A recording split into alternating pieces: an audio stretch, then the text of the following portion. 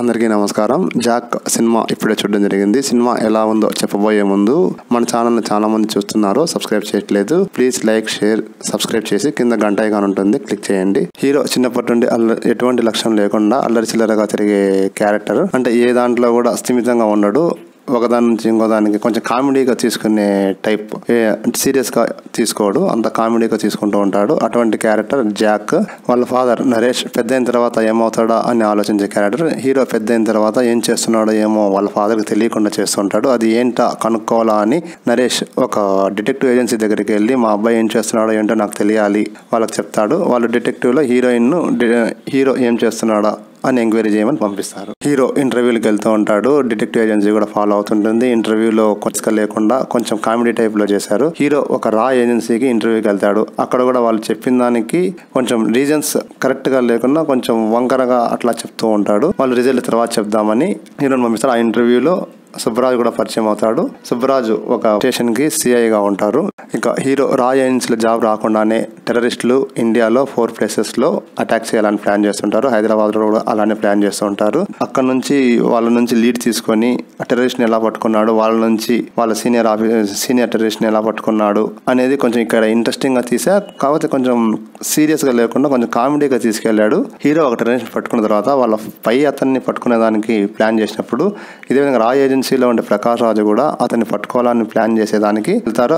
అక్కడ ఒక చిన్న మిస్అండర్స్టాండ్ అయ్యి హీరో ప్రకాష్ రాజుని టెర్రరిస్ట్ అనుకొని ప్రకాష్ రాజుని కూడా టెర్రరిస్ట్ ను కట్టేసినట్టు కట్టేస్తాడు. ఇక్కడ కొంచెం చిన్న మిస్ఫైర్ అయిపోతుంది. ఇక్కడ కొంచెం కామెడీ బాగానే వర్కౌట్ అవుతుంది. హీరోని ఫాలో చేస్తూనే ఉంటుంది. హీరో ఏం చేస్తున్నాడు ఏంటి అనేది డిటెక్టివ్ లో వాళ్ళ ఫాదర్ కు చెప్పాలా అని హీరోయిన్ వాళ్ళ ట్రాక్స్ వెళ్తూనే ఉంటుంది త్రూ అవుట్ అంతా. ఫస్ట్ హాఫ్ లో ఒకసారి ఇంట్లో నరేష్ ఉరి వేసుకోవాలని ప్లాన్ చేస్తూ ఉంటాడు. అదే టైంలో పని మనిషి రాగానే పని మనిషికి అంటే ఊరి వేసుకునేటప్పుడు చాలా మంది స్లిప్ అయి పడిపోతారు కదా, ఆ విధంగా హీరో వాళ్ళ ఇంట్లో పని మనిషిని కూడా ఎక్కించి ఒకసారి ట్రై చేయాలని చూస్తాడు. అక్కడ మిస్ఫైర్ అయ్యి ఈ అమ్మాయి పని మనిషి ఊగుతూ ఉంటుంది. నరేష్ ఏం చేయాలో అర్థం కాక అక్కడ మాత్రం కామెడీ బాగా పండింది. తర్వాత కొన్ని ఫస్ట్ హాఫ్ లో కొన్ని కామెడీ సీన్స్ బాగున్నాయి. హీరో టెర్రరిస్ట్ ని తర్వాత ప్రకాష్ రాజుని కట్టేసి వాళ్ళ నుంచి ఇంకొక పైన ఉండే టెర్రరిస్ట్ ను కనుక్కోవాలని ప్లాన్ చేస్తుంటాడు. తర్వాత ఈ సిచ్యువేషన్ లో హీరోకి ప్రకాష్ రాజు గురించి తెలుస్తుంది. అతను ఒక రా ఏజెన్సీ యొక్క మనిషి అని తెలుస్తుంది. రా ఏజెన్సీలో ఉండే ప్రకాష్ రాజుని విడిపించాలా అని వాళ్ళ స్టాఫ్ వచ్చి